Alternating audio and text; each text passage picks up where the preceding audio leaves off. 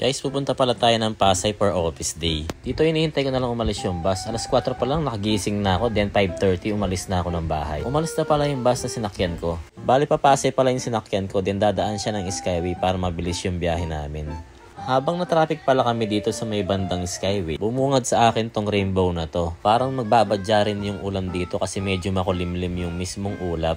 Pagkatapos pala ng 2 oras, nandito na kami sa bus terminal ng Pasay. Tapos maglalakad lang kami dito mamaya. Kasama ko pala dito si Ma'am Briz, nakatsampuhan ko siya sa may terminal. Kaya sabay na kaming magbiyahe. Sabi pala niya dito, hintay pa namin si Ma'am Mona, kaya dito hinintay na lang namin siya after namin bumaba sa mismong terminal.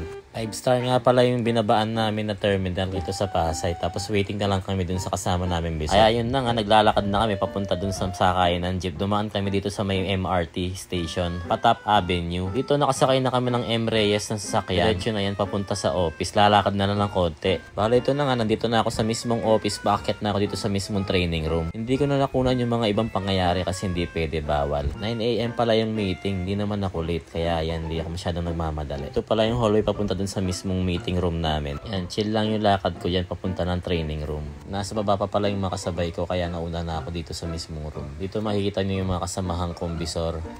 Yan, pagkapasok ko hindi pa naman sila nag-i-start, nag-ready pa lang sila. Hinihintay pa yung mga ibang bisor. Tapos 5 PM, tapos na pala yung meeting. Yan, naghihintay na lang yung iba para makabiyahe na pauwi yung iba. Tapos dito nakasakay na ako ng jeep pauwi. Bago kami makasakay ng jeep, may sumusunod sa aming bata sa likuran namin. Habang kami naglalakad ni Raymond, mukhang pinag-iinteresan niya yung laman ng backpack namin sa likod kasi nakalikod yung bag namin. Parang meron siyang gustong kunin. Dito pala nasa bus terminal na ako ng Victory Liner. Tapos tiyempo naman na meron ng bus na paalis na ng biyahe. Kaya ayun, dali-dali lang ako sumakay sa mismong bus. Dito tinitignan ko yung itsura ko, haggard na ako eh. Para 2.5 hours pala yung biyahe ko pa uwi papunta Pampanga. At yan dito, naghihintay pa ng pasahero yung bus. Pinupuno pa yung mismong bus. Kaya tamang chill lang muna tayo at maghintay. After 30 minutes ng biyahe, nakatulog ako. Ito na yung bumungad sa akin, madilim na yung daan. Kaya medyo nakapatay na yung ilaw ng bus. Nung nagising na ako, hindi na ako makatulog ulit dito.